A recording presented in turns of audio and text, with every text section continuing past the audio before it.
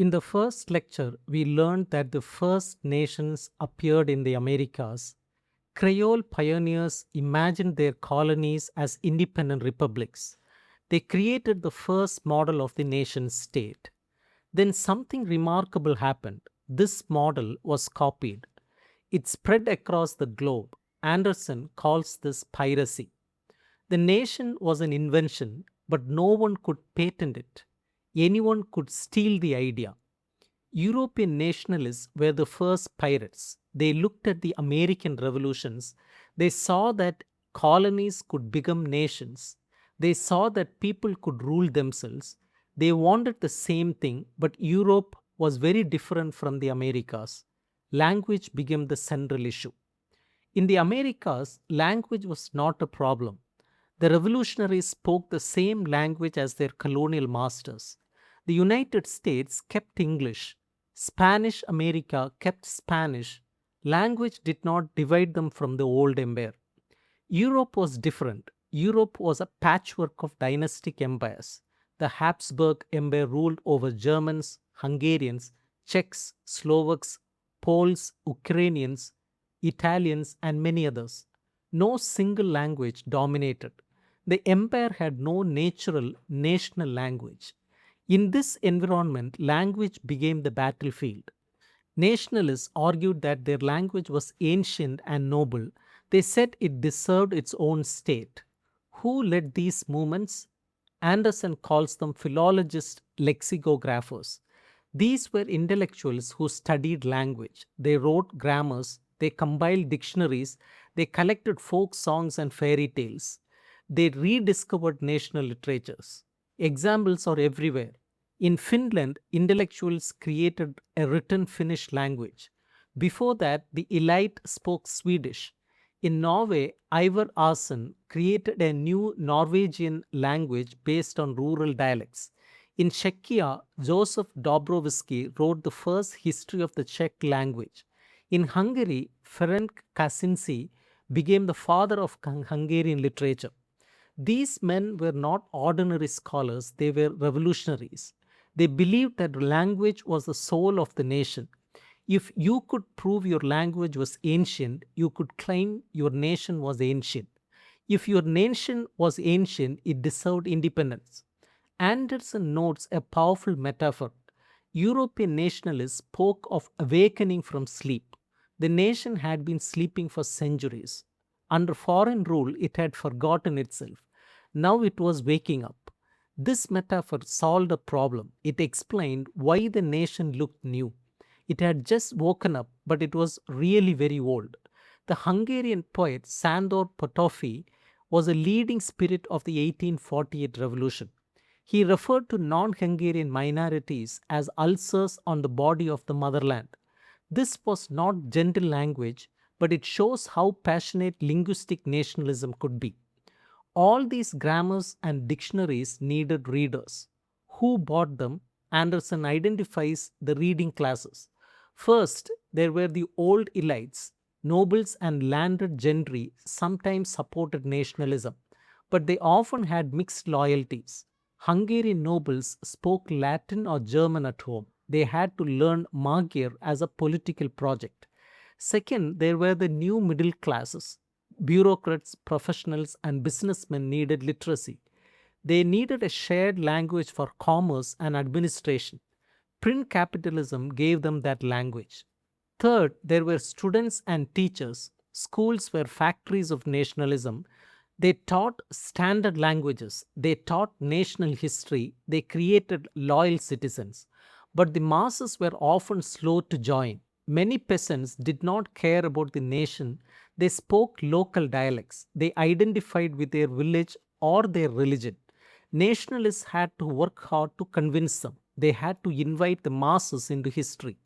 The invitation was written in a language the masses could understand. Sometimes it worked, sometimes it did not.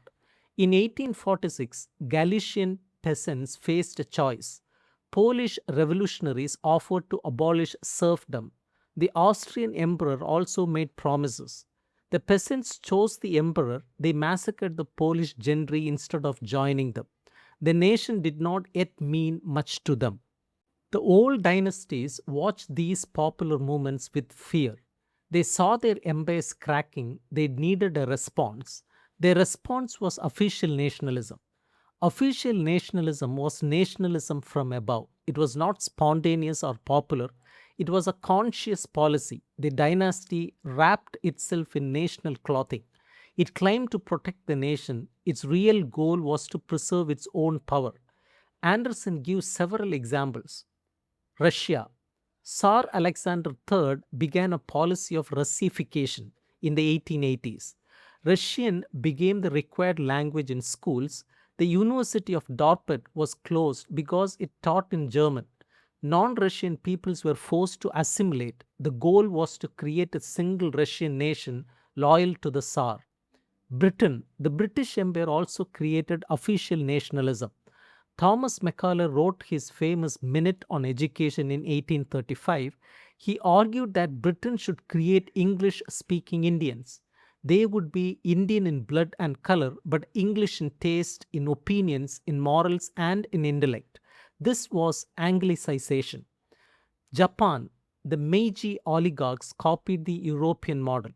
After 1868, they created a centralized state. They introduced conscription and universal education.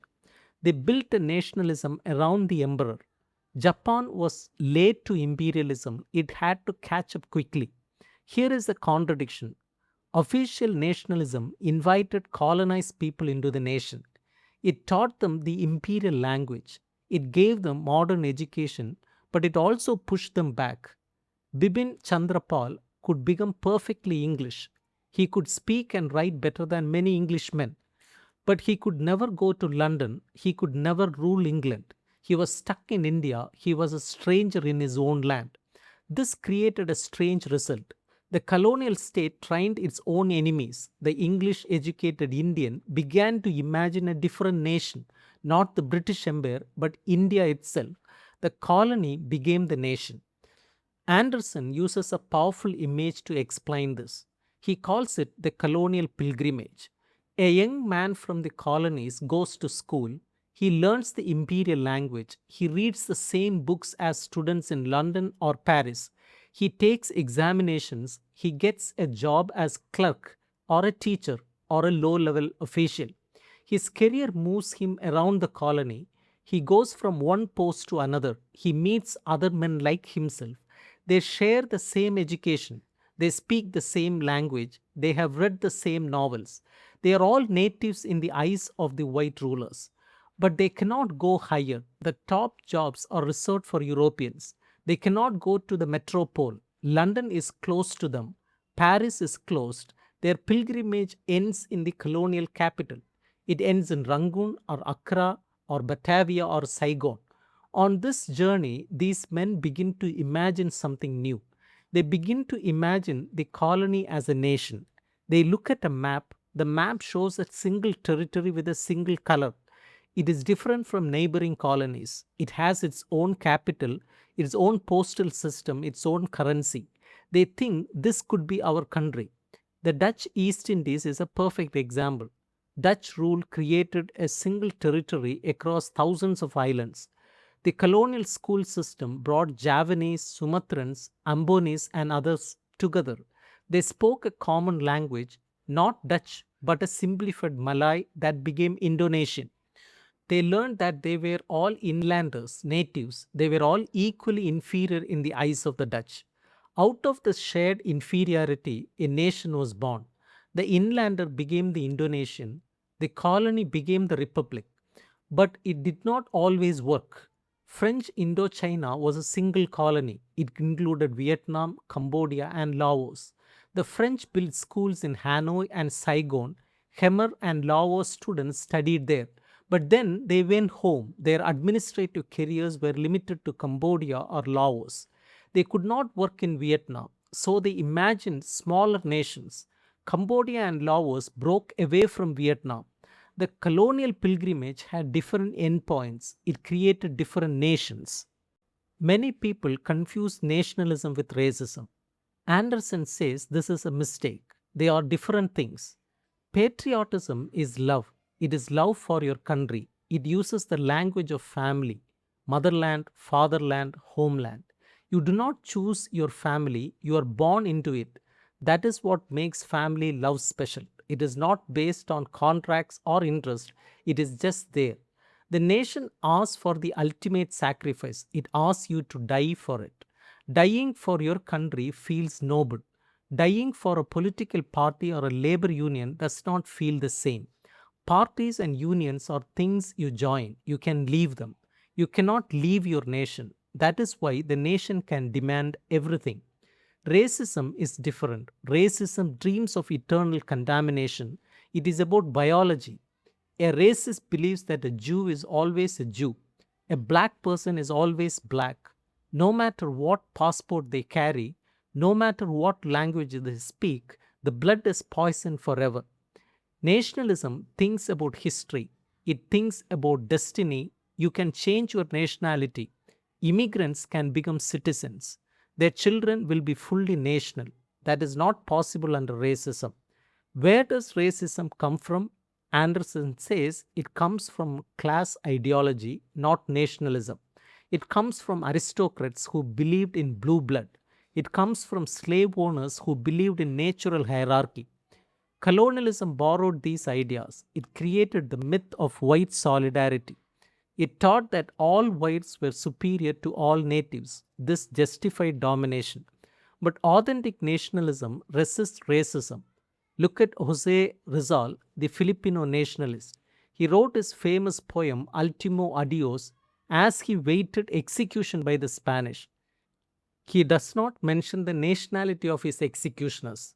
He writes only about his love for the Philippines. He wrote in Spanish, the language of the oppressor, but the love was real. Anderson also shows how colonial states used three tools to imagine their domains. These tools later became tools of nationalism. First, the census.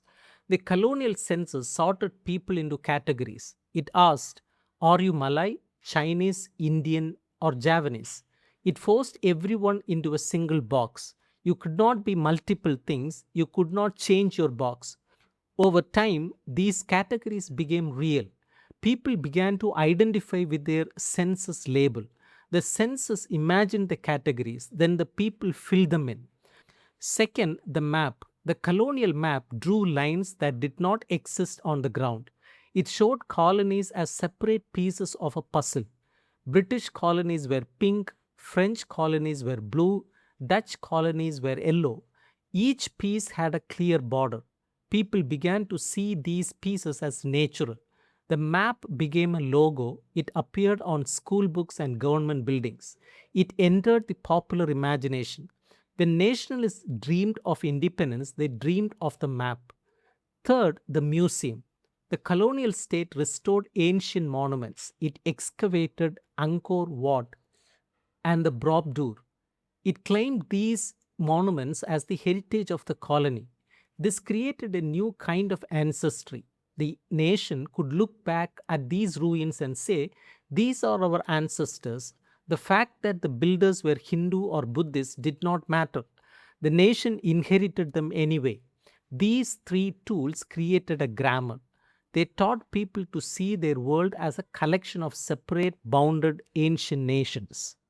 Nations require forgetting, they require amnesia. The French philosopher Ernest Renan said it best. In 1882, he wrote, the essence of a nation is that all individuals have many things in common and also that they have forgotten many things. What must the French forget? They must forget the Saint Bartholomew's Day massacre. In 1572, thousands of Protestants were murdered by Catholics. Both sides were French. Both sides were ancestors of modern French citizens. To be a good French citizen today, you must treat this event as a family quarrel. You must not treat it as a war between enemies. Every nation has such memories. Americans must remember the Civil War as a war between brothers, not as a war between two separate nations. The English must remember William the Conqueror. He was a French speaking Norman who invaded England. He was not English, but school children are taught he is a founding father. This is not simple lying, It is a deeper kind of storytelling. The nation needs a biography. Like a person, it has a birth, a life, and a death. But nations cannot remember their own births. No one can exactly say when a nation began. So historians write its biography for them. They recover its past, they shape its memory. The state runs the schools teach the national story. They tell you what to remember, they also tell you what to forget. They remind you of ancient tragedies. Then they tell you to treat them as family history. This is why Anderson quotes Walter Benjamin. Benjamin wrote about the angel of history. The angel looks backward, he sees the past as a pile of wreckage. He would like to stop and repair the damage, but a storm is blowing from paradise. It pushes the angel forward.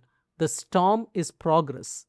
The angel cannot close his wings. He is blown into the future with his face turned to the past.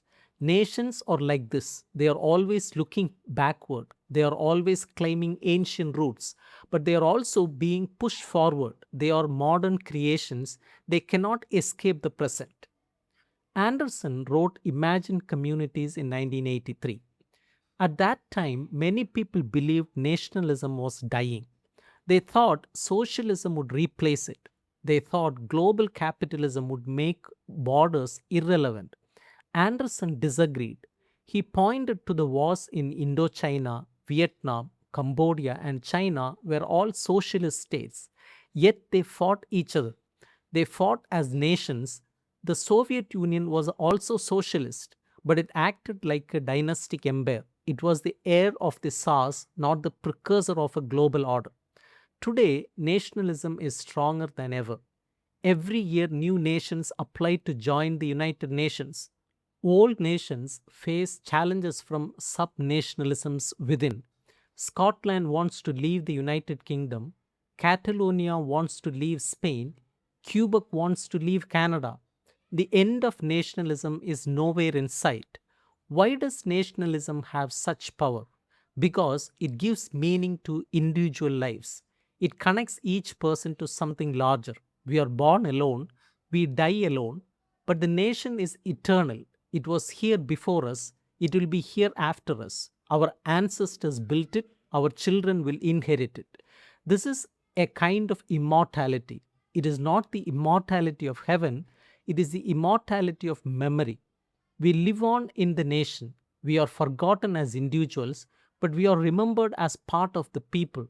The nation is imagined, but that does not make it less real. The emotions it creates are real. The sacrifices it demands are real. People die for nations, they kill for nations, they build schools and hospitals and roads for nations. As long as humans need meaning, they will need nations. The question is not whether nationalism will disappear, the question is which nations we will imagine and how we will imagine them and what we will choose to remember and what we will choose to forget. Thank you.